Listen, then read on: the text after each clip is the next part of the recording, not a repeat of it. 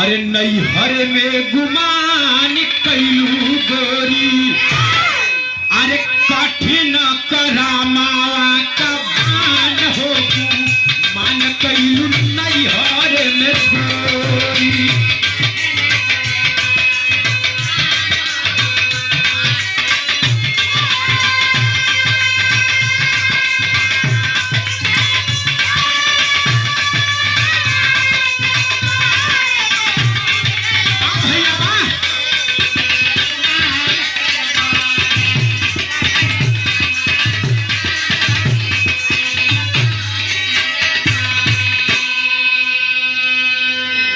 नैहरे में गुमान कैलू गोरी और कहे कि अरे खतरनाक है खेल जिसे, खतरनाक है खेल जिसे तुम खेल रही मनमान।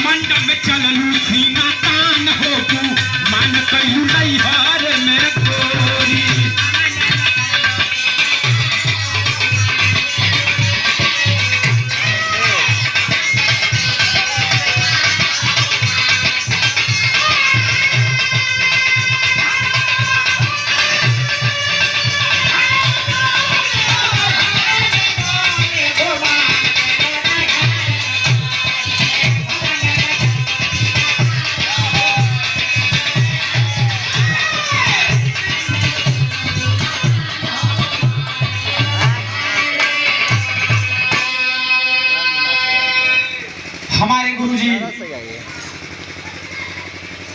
विदुर कवि जी डुबकिया के धरती से ई पुरस्कार ना हो, ये आशीर्वाद हो।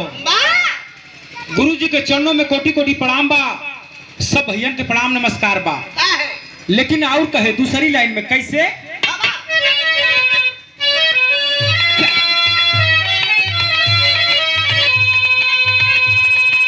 चित चंचल ना बस में कैलू हलू समय बिताई।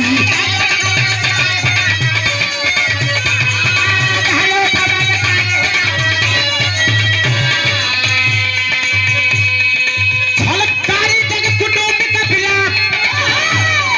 छलकारी जग कुटुंब कपिला, कोई साथ न जाई गुमान लो नैहर में गोरे। जान जान भैलू या न जान हो जू मान कैलू नैहर में गोरी।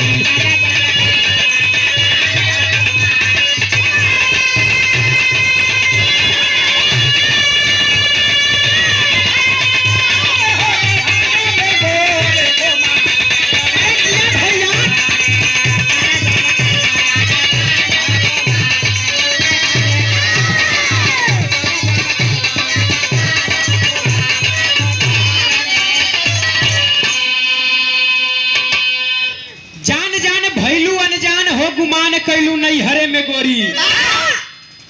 लेकिन तीसरी लाइन में कवि जी लिखत हन, का लिखना, अरे झंझट कैलू हर नगर साजन का याद भूलई।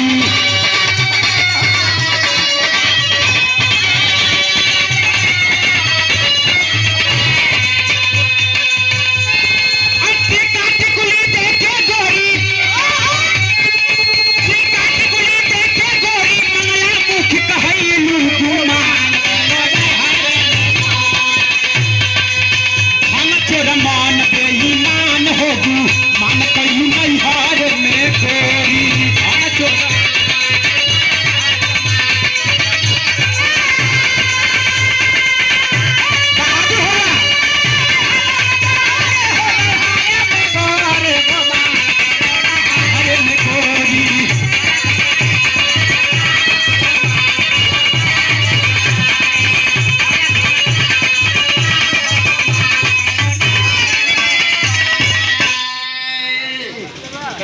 का हाल बा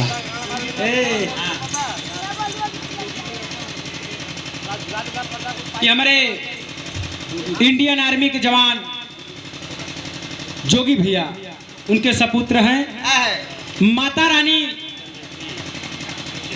हमारे बाबूजी का नाती माता रानी इनके सजा के बना के रखे दिन दुगुना रात चौगुना करे ये बचवा हर मोड़ पर तरक्की करे जैसे इनकर बाबूजी आज इंडियन आर्मी के जवान हैं ये भी हामी भर रहा है कि हाँ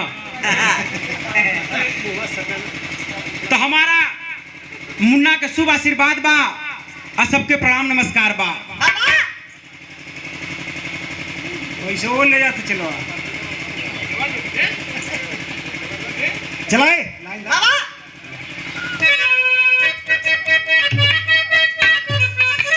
लेकिन तीसरी लाइन में गुरुजी लिखत हुआ का लिखना मास्टर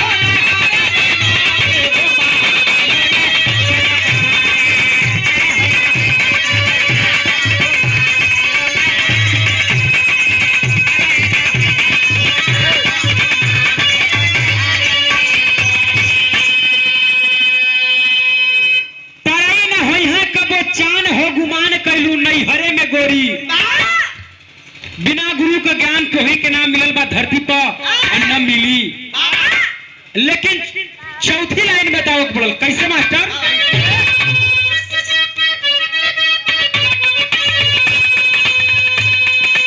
हम अब कदम बढ़ावा साहब का भरोसा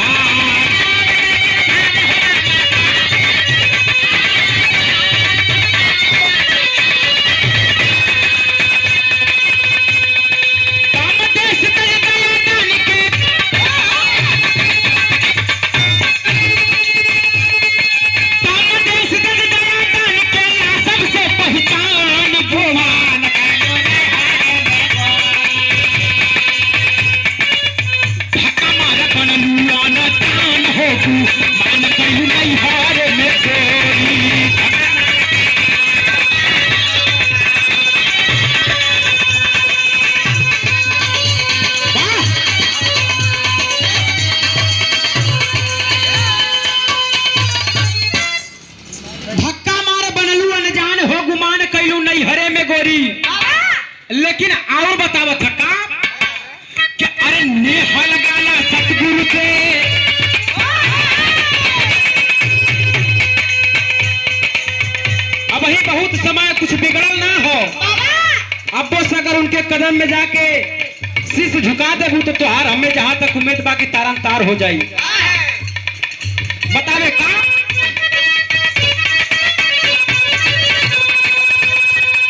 नेह लगाना सतगुरु से है समा कभी कुछ